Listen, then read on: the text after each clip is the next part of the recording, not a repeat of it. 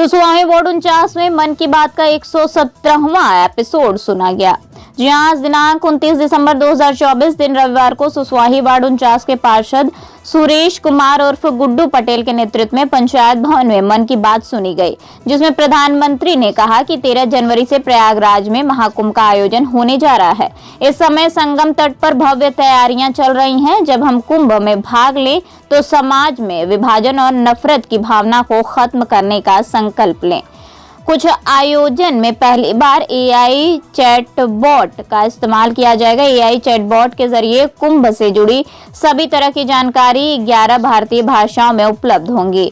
बस्तर में एक अनूठा ओलंपिक शुरू हुआ है। जी हां, पहली बार हुए बस्तर ओलंपिक में बस्तर में एक नई क्रांति जन्म ले रही है।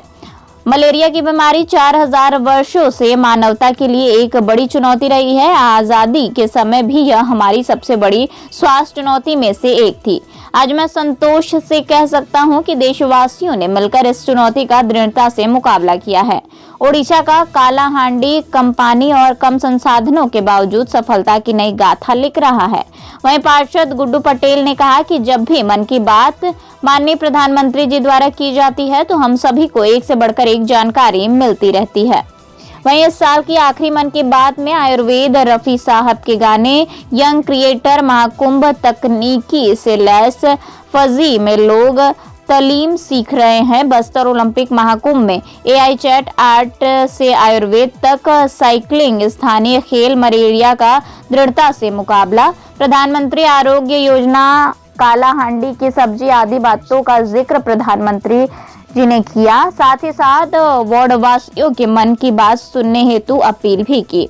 प्रोग्राम के दौरान पूर्व प्रधान अमरजीत सिंह, सुसवाही पार्षद सुरेश पटेल, गुड्डू पटेल, सत्यनारायण, पूर्व प्रधान मिंतालाल, एसपी सिंह, कल्लू पटेल, शंभुनाथ, मीडिया प्रभारी पंकज शर्मा, आईटी सेल धर्मेंद्र पटेल आदि वार्ड वासी उपस्थित रहे।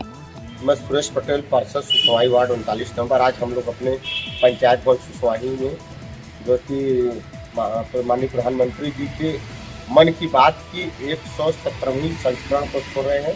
जैसा कि आप सभी लोग जानते हैं कि 2004 अक्टूबर 2014 को जब माननीय प्रधानमंत्री जी देश के प्रधानमंत्री चुने गए थे, उसी के बाद से लगातार मन की बात का कार्यक्रम जो है कि महीने के आखिरी सप्ताह रविवार को यह कार्यक्रम चलता रहता है और तमाम प्रकार की बातें माननीय प्रधानमंत्री जी खोज के देश के छोटे छोटे बातों को हम लोगों के बीच में रखे। जैसा कि आज उन्होंने महाकुंभ की बात की और उन्होंने नारा दिया कि महाकुंभ का यही नारा है कि एक हो देश हमारा, और जो हम लोगों का महाकुंभ लगने जा रहा है। और ये महाकुंभ 12 साल बाद जो इस बार का जो महाकुंभ है तो समझिए कि एक अपने आप में कम से कम 50 करोड़ लोग वहाँ पर आएंगे स्नान करने। इस तरीके की व्यवस्था वहाँ की गई। हमारे माननीय मुख्यमंत्री जी हर दूसरे दिन वहाँ पहुँच रहे हैं, दूसरे तीसरे दिन।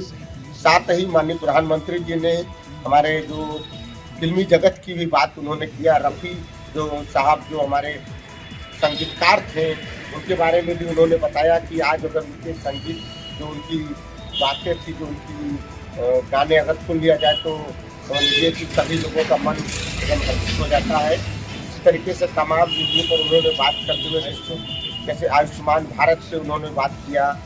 साथ में क्योंकि आप देखिए खेल के विभिन्न प्रकार के विधाओं पर उन्होंने लगातार चर्चा करते रहते हैं। साथ ही अभी हम लोग देख रहे थे जैसे कि उन्होंने मलेरिया पे बात किया कि मलेरिया की जो बीमारी लगातार, जबकि उन्होंने बताया कि WHO ने भी बताया है कि मलेरिया पर हम लोग भारत ने लगभग विजय प्राप्त कर लिया है। साथ ही उन्होंने किसानों पर भी चर्चा के टमाटर की खेती उन्होंने बात किया, जो कि लगभग एक छोटे से गांव जो उड़ीसा के कालाहांडी एक छोटे से गांव की चर्चा की है, जिस गांव में अक्सर बंजर खेत थे, लेकिन आज वहां लगभग 200 किसान मिलकर 1.5 करोड़ प्रति वर्ष का उन लोगों का टर्नओवर हो गया। किसान जो है टमाटर की और जो है कि हमें आलू प्याज की भी ट्रेनिंग ले रहे हैं। तो इस प्रकार के आयुर्वेद से संबंधित छोटी छोटी बात जो कि हम लोग नहीं भी जानते हैं, माननीय प्रधानमंत्री की सोच देखिए कि वो हम लोगों के बीच में लगातार रखते रहते हैं। और इस प्रकार का एक कार्यक्रम मन की बात हम सभी लोग अपने मंडल अध्यक्ष बूथ अध्यक्ष धर्मेंद्र जी हैं, पंकज जी हैं, मीडिया प्रभारी हैं और सारे हमारे केसरी जी हैं, इधर जमलाल जी हैं, चाचा जी प्रोफेसर साहब हैं, शंभू भैया है, पूरी अपनी टीम के साथ हम लोग मन की बात यहाँ सुन रहे हैं और लगातार इस कार्यक्रम को आगे माननीय प्रधानमंत्री जी के नेतृत्व में हम लोग सुनते रहेंगे और मन की बात को हम लोग आगे बढ़ाते रहेंगे और लोगों से यही कहेंगे कि आप लोग भी मन की बात में ज़्यादा से ज़्यादा लोग जुड़िए और सीखिए, क्योंकि हम जो चीज़ किताबों में नहीं पढ़ते वो माननीय प्रधानमंत्री जी खोज कर विश्व से लेके पूरे देश से लेके हर चीज़ों को हम लोगों के बीच में रखते हैं।